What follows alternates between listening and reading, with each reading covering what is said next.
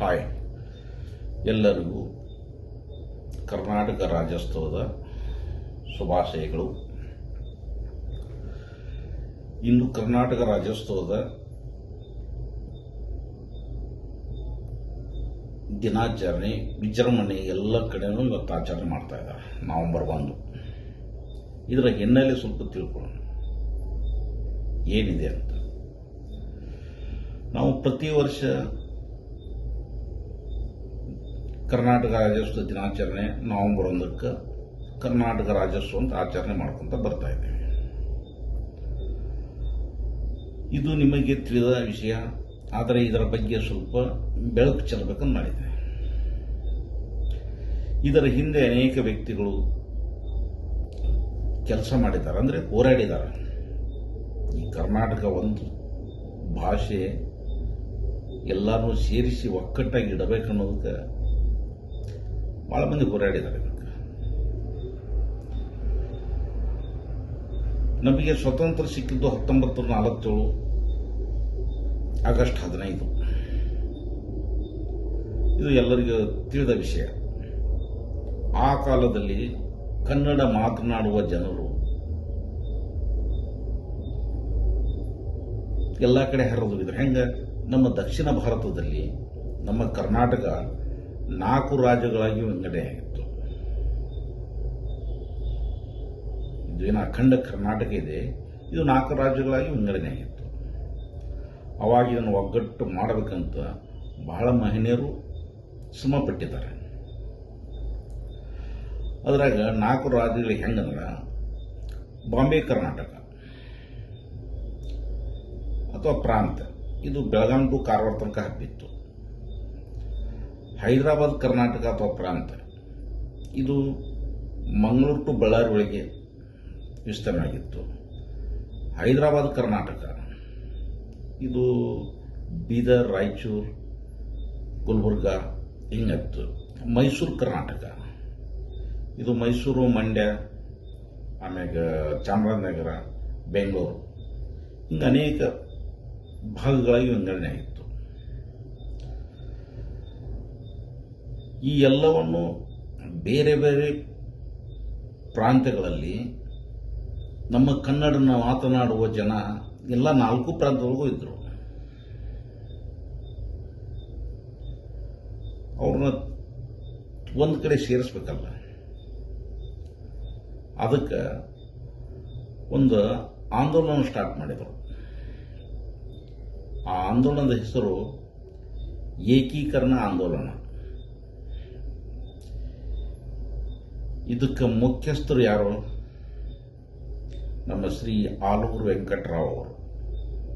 ಅವ್ರಿಗೆ ಕರ್ನಾಟಕದ ಪಿತಾಮಹನೂ ಅಂತಾರೆ ಈಗ ನಾನ್ನೂರೊಳಗೆ.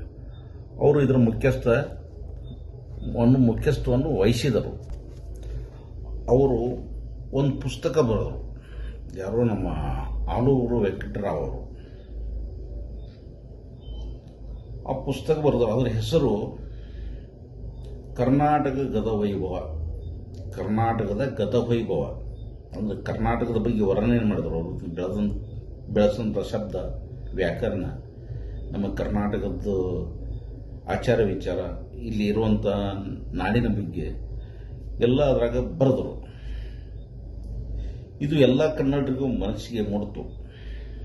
ಈ ಪುಸ್ತಕ ಓದಿದ ಮ್ಯಾಗ ಎಲ್ಲ ಕನ್ನಡಿಗರಿಗೂ ಮನಸ್ಸಿಗೆ ಆಳವಾಗಿ ಬೇರು ಬಿಡ್ತು. ಆದರೆ ಅದೇ ವೇಳೆ ನಮ್ಮ ಮೈಸೂರು ರಾಜ್ಯದ ಮುಖ್ಯಮಂತ್ರಿಗಳಾದ ದಿವಂಗತ ಸನ್ಮಾನ್ಯ ಶ್ರೀ ಕೆಂಗಲ್ ಹನುಮಂತಯ್ಯ ಅವರು ಏನು ಮಾಡಿದ್ರು? ದಿಲ್ಲಿಗೆ ಹೋದರು. ನಮ್ಮ ಮುಖ್ಯಮಂತ್ರಿಗಳು ದಿಲ್ಲಿ ಹೋಗಿ ಅಲ್ಲಿ ಕರ್ನಾಟಕದ ಬಗ್ಗೆ ಧ್ವನಿ ಎತ್ತಿದರು. ನಮಗೆ ಸಪ್ರೇಟ್ ರಾಜ್ಯ ಕರ್ನಾಟಕ ಮಾಡಲೇಬೇಕನ್ನೋದು ಧ್ವನಿ ಎತ್ತಿದರು. ಮತ್ತು ನಮ್ಮ ರಾಷ್ಟ್ರಕವಿ ಕುವೆಂಪು ಅವರು ಮನಸ್ಸಿಗೆ ಮುಟ್ಟುವ ಹಾಗೆ, ಎಲ್ಲ ಜನರಿಗೂ ಮನಸ್ಸಿಗೆ ಮುಟ್ಟುವ ಹಾಗೆ ಕರ್ನಾಟಕ ಮನೆಗೆ ನಮಸ್ಕಾರ ಎಂದು ಆಂದೋಲನ ಸ್ಟಾರ್ಟ್ ಮಾಡಿದರು. ಸ್ವತಂತ್ರ ಸಿಕ್ಕ 9 ವರ್ಷಗಳ ನಂತರ ಅಂದ್ರೆ 1956ರಲ್ಲಿ ಕನ್ನಡದ ಪ್ರಾಂತಗಳು ಒಂದಾಗಿ ಸೇರಿ ಏನದು ಮೈಸೂರು ರಾಜ್ಯವಾಗಿ ಪ್ರಾರಂಭವಾಯಿತು. ಎಲ್ಲ 4 ಪ್ರಾಂತಗಳು ಸೇರಿ ಮೈಸೂರು ರಾಜ್ಯವಾಗಿ ಸ್ಥಾನ ಪಡೆಯಿತು. ಮುಂದೆ ನಮ್ಮ ಹೆಮ್ಮೆಯ CM ದೇವರಾಜ ಅರಸರು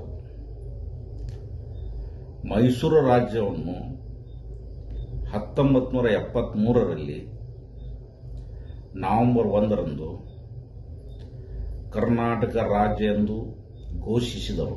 ಸ್ವತಃ ತಾವೇ ಘೋಷಣೆ ಮಾಡಿಬಿಟ್ರು ಕರ್ನಾಟಕ ರಾಜ್ಯ ಅಂತ. ಮೈಸೂರು ರಾಜ್ಯದಿದ್ದನ್ನು 4 ಪ್ರಾಂತ ಸೇರಿದ ಮ್ಯಾಗ ಎಲ್ಲ ಕನ್ನಡಿಗರನ್ನು ಒಕ್ಕಟ್ಟು ಮಾಡಿದ ಮ್ಯಾಗ ಆವಾಗ ಅದನ್ನು ತಾವೇ ಸ್ವತಃ ಮುಖ್ಯಮಂತ್ರಿಯಾಗಿ ಘೋಷಣೆ ಮಾಡಿದರು. ಅಂದು ಕರ್ನಾಟಕದಲ್ಲಿ ಬರೀ ಕನ್ನಡ ಮಂದಿ ಅಷ್ಟೇ ಇದ್ದಿದ್ದಿಲ್ಲ, ಅರ್ಥ ಮಾಡ್ಕೋರಿ. ಇಲ್ಲೇ ಕನ್ನಡ ಇತ್ತು, ತುಳು ಇತ್ತು, ಉರ್ದು ಇತ್ತು, ದಕ್ಕನಿ ಇತ್ತು. ಇವೆಲ್ಲ ಭಾಷೆಗಳು ಮಾತಾಡ್ತಿದ್ರು ಜನ. ಎಲ್ಲ ಭಾಷೆ ಜನರು ಇದ್ದರು, ಎಲ್ಲರೂ ಸೇರಿದರು. ಸೇರಿ ನಮ್ಮ ಕರ್ನಾಟಕ ರಾಜ್ಯ ಎಂಬ ನಾಮಕರಣ ಮಾಡಿದರು. ಅಂದಿನಿಂದ ನಾವು ಕರ್ನಾಟಕ ರಾಜ್ಯೋತ್ಸವವನ್ನು ಆಚರಿಸುತ್ತಾ ಅತಿ ವಿಜೃಂಭಣೆಯಿಂದ, ಅದು ವಿಶೇಷವಾಗಿ ನಮ್ಮ ಬೆಳಗಾವದಲ್ಲಿ ಕನ್ನಡ ಹಬ್ಬ ಆಚರಣೆ ಒಂದು ವಿಶೇಷ. ನಮ್ಮ ಕರ್ನಾಟಕದ ಇಲ್ಲಿಯೂ ಆಗುವುದಿಲ್ಲ, ಅದು ನಮ್ಮ ಗಡಿನಾಡು ಬೆಳಗಾವದಲ್ಲಿ ವಿಶೇಷ ನಾವು ಕರ್ನಾಟಕ ರಾಜ್ಯೋತ್ಸವವನ್ನು ಆಚರಿಸ್ತೇವೆ. ಇದಕ್ಕೆ ಎಲ್ಲ ಜಿಲ್ಲೆ ಜನರು ಬಂದಿರ್ತಾರೆ. ಇದೇ ಹೀಗೆ ಮುಂದುವರಲಿ. ಶಾಂತಿ ಸುವ್ಯವಸ್ಥೆಯಿಂದ ನಮ್ಮ ಹಬ್ಬವನ್ನು ನಾವು ಆಚರಿಸೋಣ. ಜೈ ಕರ್ನಾಟಕ ಮಾತೆ.